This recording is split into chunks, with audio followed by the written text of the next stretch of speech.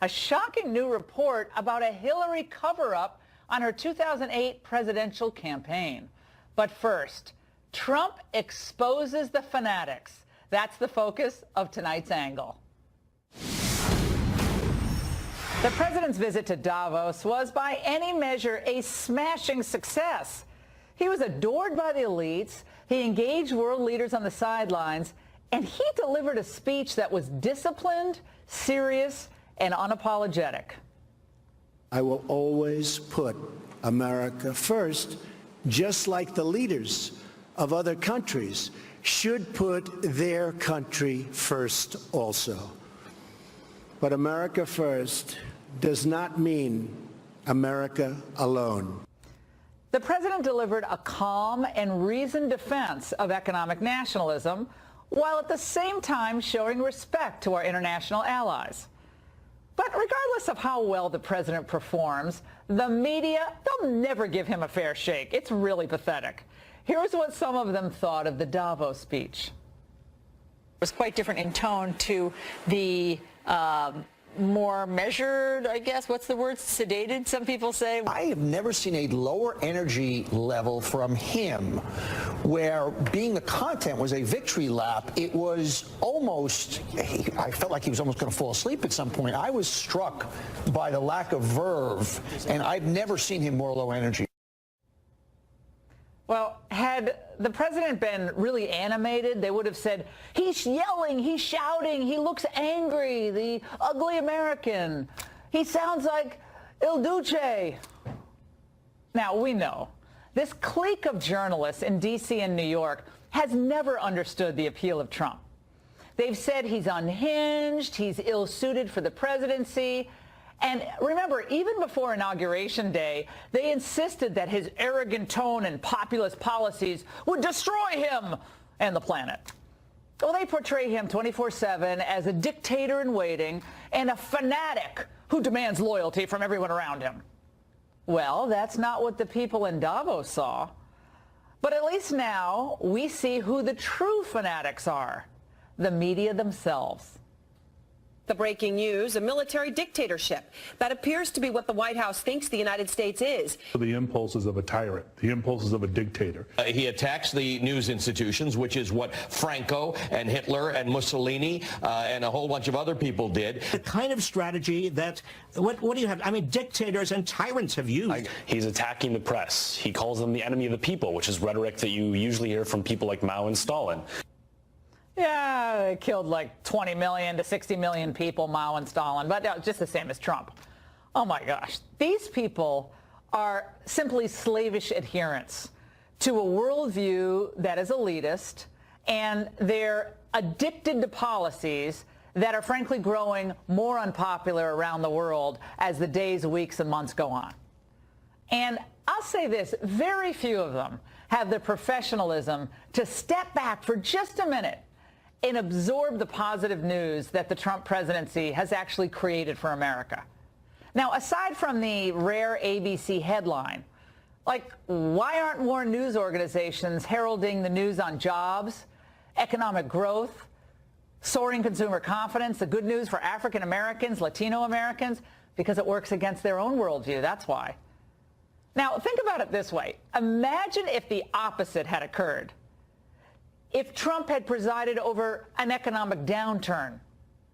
Now, they would have said, we told you, Trump is going to destroy the world. These same reporters and pundits would have pounced on his conservative populism and blamed Trump for the derailment of the Obama recovery. It's so transparent. No wonder the media's approval and the ratings keep falling. But I'll tell you this, the media aren't the only rabid fanatics that Trump and his agenda have exposed. Just look at the reaction over the past 24 hours to the president's immigration reform and DACA plan. Now, last week, remember, he was set to offer 800,000 DACA recipients amnesty in exchange for border security and end-of-chain migration, visa lottery, et cetera. Well, the Democrats rejected that deal, and they shut down the government. It blew up in Chuck Schumer's face. So this week, after working with a broad group of senators, the president has widened the amnesty pool to 1.8 million illegal immigrants. That's a million jump. Now, this move, truth be told, has agitated the president's base quite a bit. Their opinions were expressed on my radio show today, and they were overwhelmingly critical. If Trump goes through with this like this, he could very well lose my vote in 2020. If he does that, he's committing political suicide. Not only is he going to demoralize his base, he's also going to kill the Republican Party. If he continues to pursue this, he's clearly lost me as a voter. I don't see the difference between him and Obama. I did not vote for Trump for him to do this, and I will not vote for him again if he does that. That's interesting. Did you notice there were a number of Hispanic voters in that montage that we just put together? Fascinating. Now, everyone knows that this is not the plan that I was hoping for, and certainly not the one that I think Republicans in the Senate should agree to.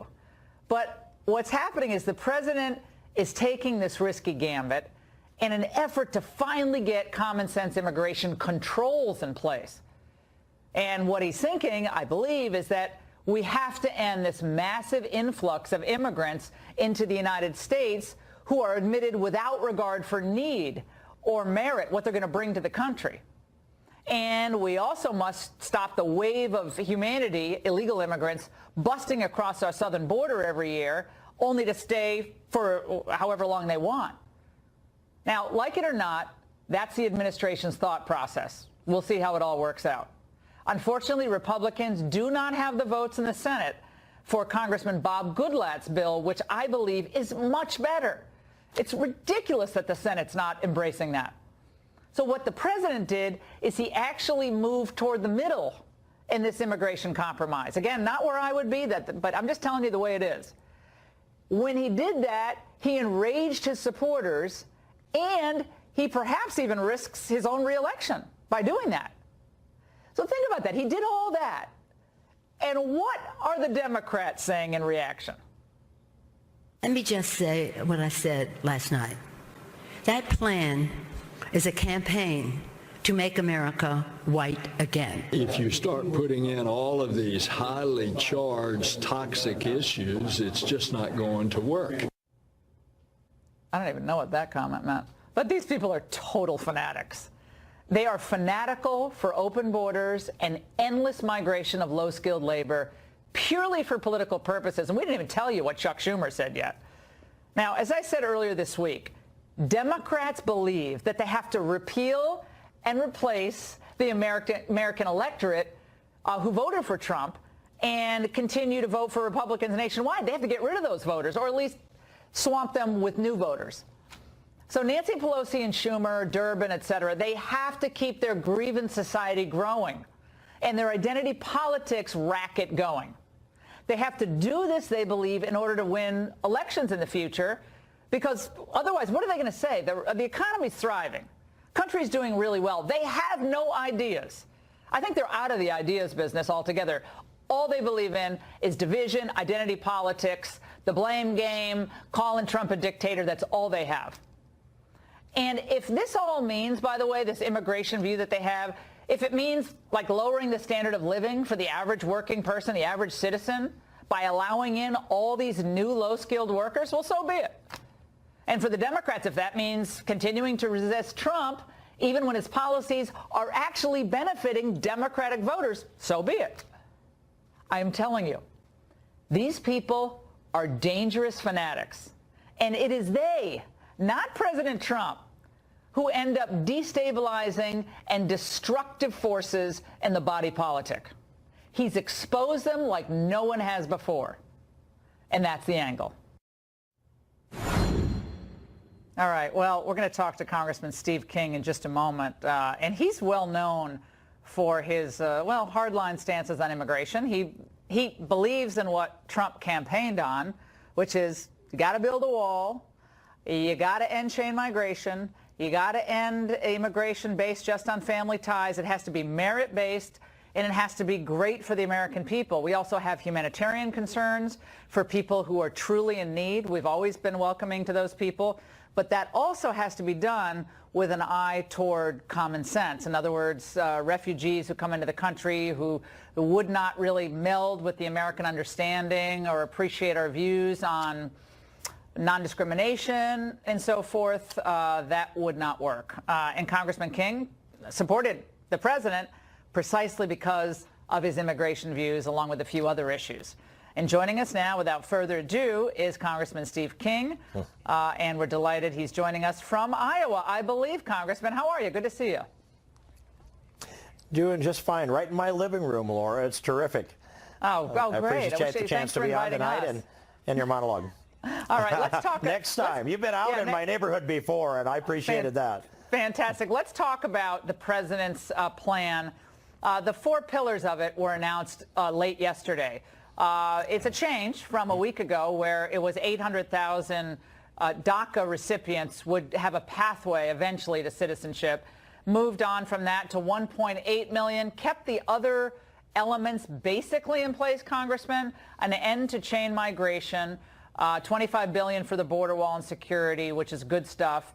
And the visa lottery system would be kind of replaced, would be used, those 50,000, to end the family and merit-based backlog of legal immigrants who've been applying and waiting for years and years. Tell us what your biggest concern is with this, and could you ever support an amnesty that would lead to a reduction in legal immigration? You know, I haven't seen the plan that would get me to supporting an amnesty under any of these circumstances, but I do recognize the value of the Goodlatte bill, which now looks like this proposal blocks. But the numbers are just stunning to see that President Trump has proposed 1.8 million amnesty to illegals. And, you know, I'm very familiar with his immigration policy. I told him one day that I market tested your immigration policy in Iowa for 14 years, and that's the reason that he's president of the United States today. I think that this will demoralize so very many of his supporters. And how do we get back now to a place where we need to be with this? And by the way, he had a mandate to end DACA, a mandate for a wall, a mandate to end chain migration, a mandate to end the visa lottery. We can go on and on with this. And why they're matched up against each other, negotiating against himself, is very troubling to me. And I think that seeing the Democrats turn against it, the one thing he's accomplishing is he's convincing the American people of the real truth, which is Democrats don't care about solving this problem. They want this problem to exploit it politically and to bring more and more people into the United States that'll be on their side of the political ledger. I mean, I do think he has exposed them. You know, it's not the plan I would want. And I'm for the Goodlatte bill. I think that would be a great path forward. But let's listen to what Mercedes Schlapp said. I should say before we play it, we invited any White House official onto the show tonight. We were told we were going to have one, and then they pulled him at the last minute. So I want to hear from the White House on this. I'd like to interview the president on this. You know, obviously he just came back tonight, but we hope to have someone on Monday. But let's listen to what Mercedes said from the White House earlier today. Let's watch. Clearly, it needs to be a bipartisan bill. If we would clearly have 60 votes with Republicans that would support this, it would be a lot easier. We are not, the Congress is not in that position. So this is why you need a compromise on immigration. But clearly, from the standpoint of the White House, it is clear, as the president has said time and time again, there needs to be a wall. If there is no wall, there is no DACA. Congressman, your response. It has to get to 60 votes in the Senate. Well, Goodlatte bill would be dead on arrival. A number of senators told me that today. Would not pass. So what do you say? Well, the best part of that statement is no wall, no deal. We must have the wall. The most important reason we need to have the wall is because walls don't have prosecutorial discretion. Even a subsequent president will have a hard time tearing down a wall. But you get the wall in this deal, Congressman. You get the wall in the deal. You end chain migration. Chain migration is 400,000 people a year. So in 5 years, you would have more than the 1.8 million amnesty of new family-based migration that's gone. So in 5 years, you would already swamp that 1.8 number, exceed it, and the cuts would still keep coming. So I don't see that you're going to get a cut in legal family chain migration without some sort of amnesty. Maybe not this big, but without some sort of amnesty, I just don't see it. Well, here, Laura, here's what this establishes, though. If the president serves up 1.8 million people for an amnesty in exchange for $25 billion for a wall, and then reduces the numbers of chain migration that come in, that's the end of his enforcement that he's going to get in his administration, unless we come up with another amnesty to serve it up, because he will have established that precedent. And by the way, this is a sacrifice of the rule of law. This says, in your lifetime or in mine, we will never see the respect for the rule of law restored again. And that's what I've been working at since 1986, when this mistake was made then by Ronald Reagan. Really that lesson's there in front of us. It's the same debates. And it's the debate today is the same as it was in 86. It hasn't changed. Now, rule of law has got to be respected. I completely agree with you on that. Let's just very quickly, we're almost out of time. This is what some of the left-wing advocates have said today in response to 1.8 million. Listen to this. The White House released a hateful, xenophobic immigration proposal, the ACLU. The Huffington Post writer, it's a little more than a racist ransom note from a group of nativists. America's Voice, they think they're offering up a spoonful of sugar. They can get Congress and the American people to swallow the bitter medicine of radical nativism. United We Dream says, let's call this proposal what it is, a white supremacist ransom note. Now, come on. The left is so over the top in the response. Mm-hmm. Trump has exposed them as fanatics. And my listeners are enraged. I can tell you that, Congressman. They can't even believe what they're hearing. Yep. But the practical understanding of all of this is you don't have 60 Steve Kings in the Senate. You don't have 60 Steve Kings who are going to vote for cloture on an immigration proposal. It's just not going to happen. I wish we did. I wish we had more people that believed in the rule of law. And that's I looked around here a week ago, Laura, and I had a hard time finding anybody. Now that coalition's growing. So thanks a lot for doing this tonight. I appreciate it. All right, we appreciate it. And by the way, Congressman, we could be on the verge of a stunning game changer in the Russia investigation. But the forces aligned against President Trump are fighting back. Our panel of experts will tell you up next what to expect. Do not touch that dial. The House Intel Committee vote could be as early as Monday to publicly release that bombshell memo on the Russia investigation, or at least that's what we understand. It's a bombshell memo. Republicans who've read it say it suggests serious surveillance abuses by top members of the FBI and the Justice Department. President Trump would have to okay the memo's release, and the DOJ is fighting hard to prevent that. Let's bring in Wall Street Journal's Kimberly Strassel, Florida Congressman Matt Gaetz, a member of the House Judiciary Committee, and Bill Gavin, a former assistant director of the FBI's New York office. Great to see all of you. Let's start with you, Congressman Gaetz. I talked to one of your colleagues earlier this evening, and he said the following, a Republican. He's a senior House member. He said, I'd be careful in hyping the contents of this memo. He said, I think some of my colleagues are overselling what's in it. This is not the smoking gun that's going to stop the Mueller investigation. And I think they're building up people's expectations to a ridiculously high extent. I heard that, and this is someone I really respect, and it made me nervous, Congressman. I would say that the memo has to be evaluated in the context of all the other stunning information that we've learned. Everything from Andrew McCabe's email saying that there would be a headquarters special and a pro-Hillary bias, to all the other text messages between Lisa Page and Peter Strzok that show a real hatred for Donald Trump, and not only a bias, but an intent to act on that bias in a way that would undermine his presidency. And so I think, yes, the memo in and of itself doesn't tell the full story, but in the context of everything else we've learned, I think it shows us that the Mueller probe is rotten to the core, built on a rotten foundation. Kimberly, I want to go to you into the issue of the dossier, which I think the Democrats have tried to kind of push off to the side. It looks like this was used multiple times in order to justify the ongoing surveillance of the Trump campaign and then maybe going forward. What does the public really need to understand about this? Because I think some people hear dossier and they think, oh, the Republicans are into their conspiracy theories and it's just too much for me to comprehend right now. But what on a Friday night can we tell the viewing public about why that particular issue is so important? Well, it has been reported that it was used, and hopefully this memo will confirm whether or not that's true. But here's why this matters. If that is indeed in the memo, Laura, then that in itself is a modern-day political scandal that is nearly unrivaled.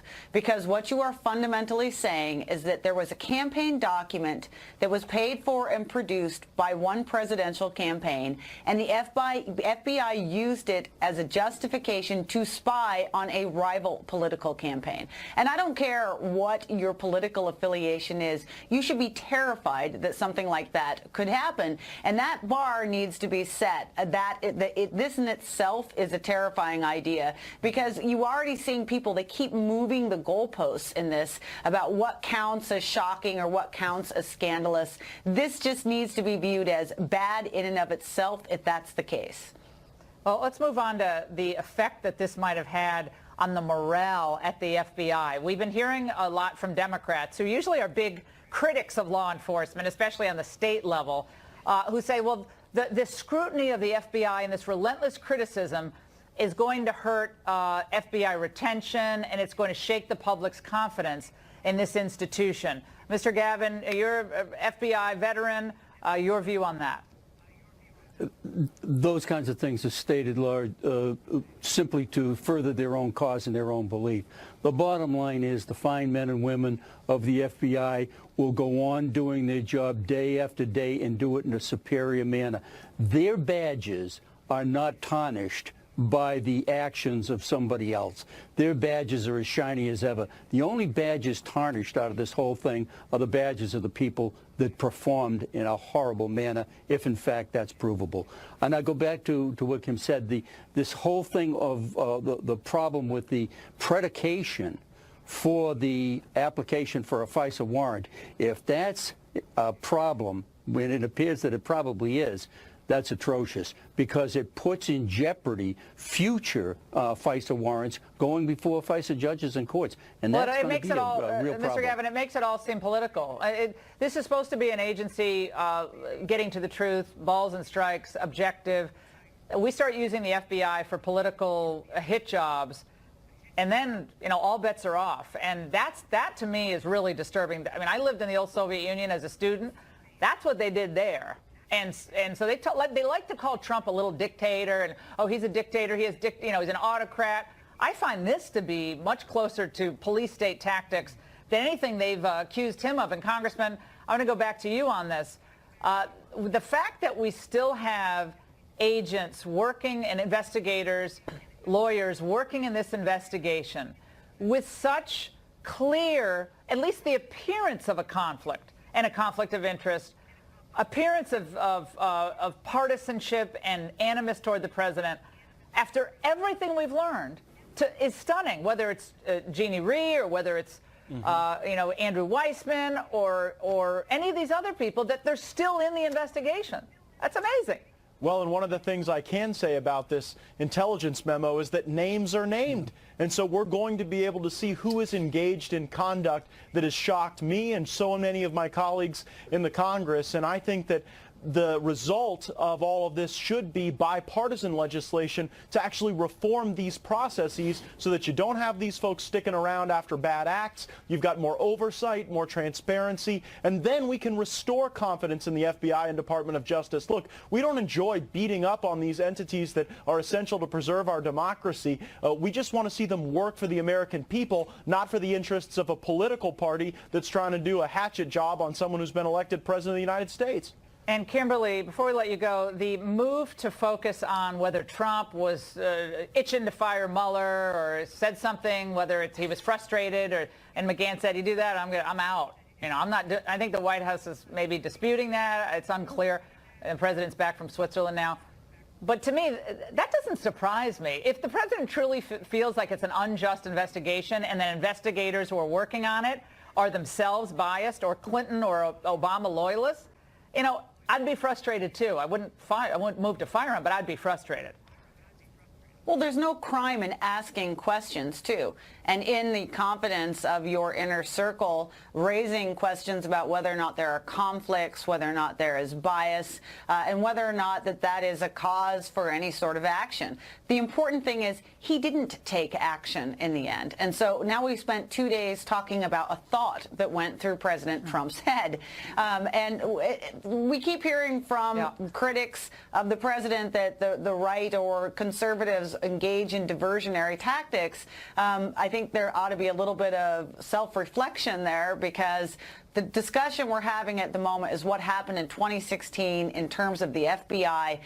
The Mueller investigation continues unimpeded, and now we need a little bit of truth within that agency and the Department of Justice. All right, and all of you, breaking just moments ago, Hillary Clinton responding to a sexual assault scandal that she reportedly ignored during her 2008 campaign.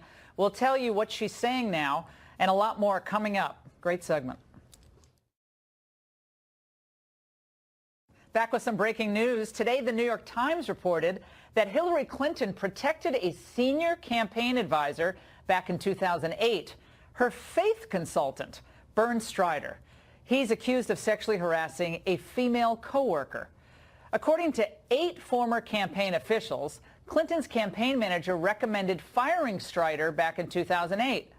Instead, Hillary reportedly docked his pay and sent him to counseling. And Hillary Clinton just tweeted out her first public response to the story, writing, "A story appeared today about something that happened in 2008. I was dismayed when it occurred, but was heartened. The young woman came forward, was heard, and had her concerns taken seriously and addressed. I called her today to tell her how proud I am of her and to make sure she knows what all women should. We deserve to be heard." That's not my best Hillary impersonation, but I do a better one. Let's get reaction from radio host, Fox News contributor Tammy Bruce in New York. And here in Washington with me is Jose Aristimuño, former DNC deputy press secretary. I love saying it, Aristimuño. I like saying it correctly. Great to see both of you. All right. Hey. Tammy, I'm going to give you the first bite of the apple with Hillary. I mean, she makes the statement on Twitter. Fine. Everybody has a right to be heard. That does not change the underlying point here that in the campaign itself, she was put on notice as his conduct. Get rid of him. Yeah. And she decided to protect him. From both her national campaign director and the campaign manager told her to fire him.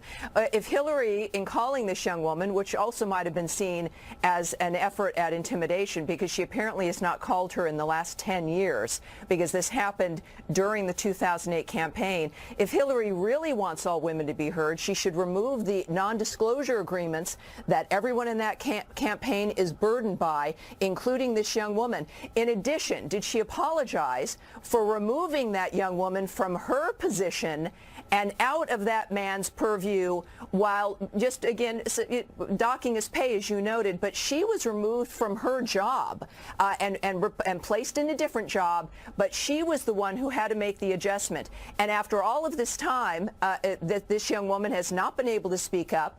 As you've mentioned, the New York Times spoke with 8 people, and this is the other underlying lead, Laura, is that all these people knew, not just through the 2008 campaign, but then through Obama's 8 years, and then through the 2016 campaign, which many people say was the inspiration in a certain way for the Me Too movement. And Hillary didn't just not fire him. She resisted the requests of other women on that campaign to do that. Jose, let's go to you on this. Hillary has had a history of protecting men who get in trouble. Obviously, her husband being the most important one. But then remember what happened with Juanita Broderick. She actually, according to Juanita, who alleged that the president, former President Clinton, many years ago raped her, sexually assaulted her, that Hillary actually added to the intimidation and basically, said to her, we don't want to make this a big deal. The bimbo eruptions that James Carville talked about, we got to put those down. And now this. How does she come off as this great champion of women and, as Tammy said, kicking off the Me Too movement with this history? Well, look, let's first of all, talking about what happened in 2008, I can't speak in detail because, you know, we don't have all the evidence. Well, eight people, eight But I women, can tell you this. If it's true, Laura, no one should be protected. If you've committed any sort of sexual misconduct, you should not be protected. I mean, period. I don't know what happened with this guy, by the way. I mean, I'm loath to say that because one person accused another person that it's definitely true, because we know memories fade, people have grievances. But if it's a number of people who either knew this contemporaneously or not, then it's serious. But if it's one person, I'm not willing to throw people right overboard, because I don't think that's fair to men or women, but continue. Look, if these allegations are true, and it appears that it could be true, I don't care if you're Hillary Clinton, Donald Trump, right? We know our president has done plenty of that, right? You should not be protected. So in the end, the Me Too movement has to sacrifice liberal heroes at times, correct? Like Harvey Weinstein. Obviously, it's interesting that Harvey Weinstein and Hillary, best pals. I mean, he supported the Clintons for years, raised millions of dollars for them. So Harvey Weinstein, Bill Clinton's problems, now Hillary alleged to have covered up another instance of sexual abuse. I mean, again, her first being with her husband, standing by her man, going after the bimbo eruption, and now this. How can that lead to the Me Too hashtag movement after Donald Trump wins? I just find that to be an odd trajectory. Well, I think it's a little bit different. Just because some of these folks who have done some horrible things have donated to the Democratic Party and have given us millions of dollars doesn't make us the bad guys. Doesn't mean that we agree with everything that they have done. Yeah, we should say Steve Wynn has been accused of wrongdoing, who's now the RNC finance chair and pal of Donald Trump. So that came out today, and there's multiple allegations of wrongdoing on his part. So there's a lot to be answered for. Okay, last night, guys, I don't know if you saw it, but I interviewed Vicente Fox, who was a lot of fun, by the way, former president of Mexico, very colorful guy. He has adopted 4 kids, so he's near and dear to my heart for that. We don't agree on anything else, however. And he said this. I wanted to ask him about borders. Do borders matter? Should we even have a border with Mexico? He's a huge critic of the president, said very nasty things about the president, but let's watch. Should we have any border with Mexico at this point? Do we need a border? Really? There is no choice. Okay. But you would prefer not to have a border? Neighbors. Okay, so we shouldn't have a border. God didn't create borders.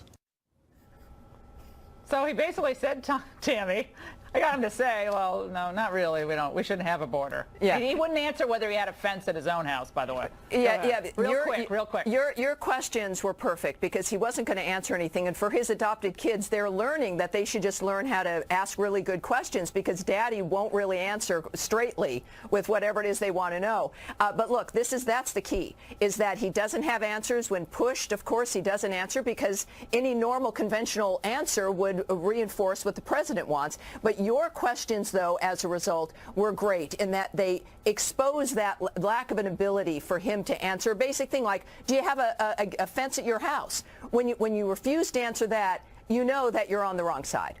Jose. We're a nation of laws. We're a nation of immigrants. Of course, we need borders, but we need to do it in a humane way, plain and simple. Well, we might have a see-through wall after all. Sure. It might be a wall that you see through. Don't explain. I'm not going to explain that. But hey, guys, why not? Happy Friday. Great to see both of you. Same and by to the you. way, guys, what's the difference between Donald Trump and Jeb Bush? Well, we're going to demonstrate with some examples from the last 24 hours. Jeb is back, and it ain't pretty.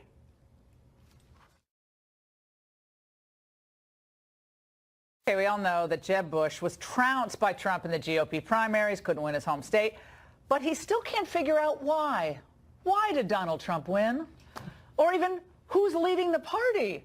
Well, Jeb resurfaced in a USA Today interview this afternoon. We actually ran into him earlier tonight. It's a little uncomfortable.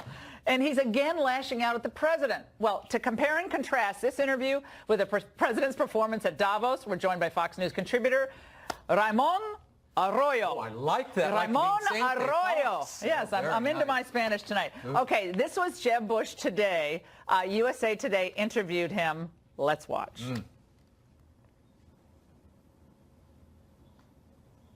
Who's the head of the Republican Party right now, in your view? Well, it has to be the president.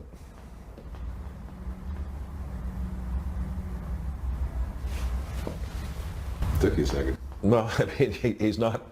He doesn't represent. I don't think he's a traditional conservative. Was he confused by the question? Well, who's the leader of the party? And I can't imagine why he got the nickname Low Energy. Here's my first question. Well, why are they even talking to Jeb Bush now? Is Carly Fiorina and Governor Gilmore going to make an appearance next? I mean, what are the qualifications? The president is triumphing at Davos, and but they're interviewing poor Jeb, and this is part of the reason he lost. And it's so okay, it breaks my heart. I like him. He's a lovely man. He was a We great saw him governor of tonight. Florida. We saw him tonight. He's a gentleman, a school choice advocate, and I have to tell you, okay, that's he's enough. really good at that. But okay, let me move on. He's mean to Trump all the time. But look at the optics. He's sitting in a middle school library on a child's chair, and he looks like he's being schooled by the principal. It's very sad. Okay, now Trump would never allow himself. Oh no, to be no, no. interviewed So like this. compare and contrast that with Donald Trump today. I think we're doing a very special job, and I really believe it was time. And it was time to do that job, because I don't think the United States would have done very well if it went through 4 or 8 more years of regulation and really a very anti-business group of people. In 1 year, we've cut more regulations in my administration than any other administration in 4, 8, or 16 years in the one case. And we have a ways to go. I mean, we're probably 50% done. You see him dominating. He did this all the few days he was at Davos. He dominated every He does seem a little bit subdued, but I kind of like the sober and in command of the material.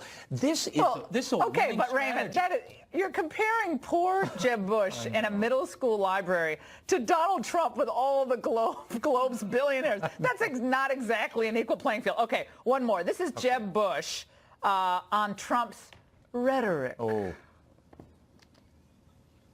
I don't think he will succeed if he continues on this path. I just don't see a good outcome with all of the rhetoric, all the hateful comments. But that ultimately is going to drag down the positive things that he and his team are doing. I don't know. David Brooks and why would he do David this? Frommer. Why does he do this before midterms? The fact is, Jeb Bush was saying Billy Bush was going to kill President Trump. They said that Judge Curiel comments were going to kill him. He rose and won the party. Support him. Yeah, he went on to say Trump needs to focus on creating income that's rising for Americans and keeping America. What has he been doing? I don't know. What has he been doing? Jeb Bush at this point is like Elton John and Cher. They keep announcing the retirement, but they won't go away. So I'm waiting for the Jim Gilmore and George Pataki interviews from USA Today. Okay. Those gripping primary candidates that also lost. No Very one will sad. call you low energy Ramon. I won't be low energy Ramon. Oh my God! I'm never doing an interview in a middle school library. Don't do it. Never. Never on those low chairs. No, you know, it's not good. with Harry Potter. No, in no. It never works. All right. It's well, all the credibility away. Jeb Bush lost when the GOP voters rejected the Bush dynasty in 2016. But Democrats apparently didn't get the message, Ramon, because you won't believe who they've now picked as their fresh face for the future. Another political dynasty reboot, and Crystal Carrington and Blake won't show up for it. Coming up. Democrats have hitched their wagon to the Me Too movement, championed minorities, railed against tax cuts as a giveaway to the rich. And now they have anointed a fresh new face to speak for their party. Who is this figure who could lead them into the future? Another Kennedy, a member of that grand dynasty of rich, privileged womanizers. Well, as bad ideas go, this one's even worse than another Clinton. Yes, Democratic leaders are giddy over the selection of Congressman Joe Kennedy to deliver the Democratic response to the President's State of the Union address on Tuesday. Nothing screams we're with the people like ridiculing bonuses and then trotting out a Kennedy to make the case. And how's this for a Me Too candidate? The nephew of notorious womanizer JFK, and of course, dear Uncle Ted's contribution to the women's movement can be summed up in one word: Chappaquiddick. And get this, much of the party hierarchy seems to be in lockstep. Nancy Pelosi remarking, Congressman Kennedy profoundly understands the challenges facing hardworking men and women across the country. This from a woman who derided the massive bonuses and pay hikes across the Trump economy, about 3 million Americans. She called them crumbs. But I guess the elites in San Fran and those who stroll about the Kennedy compound playing touch football, well, they are just crumbs. Good luck winning over the American people with a member of another discredited dynasty. My friends, the future is with the people. It's not with the old political families that ran the country almost into the ground and that the country is tired of. The American people want ideas that work. Not enough to be a celebrity in a name. Solutions matter. And we have a lot to get to still in our last segment. Stay with us. Before we go, today, ICE announced a 3-day operation that led to the arrest of 86 criminal aliens and immigration fugitives in North Texas and Oklahoma. The prior criminal history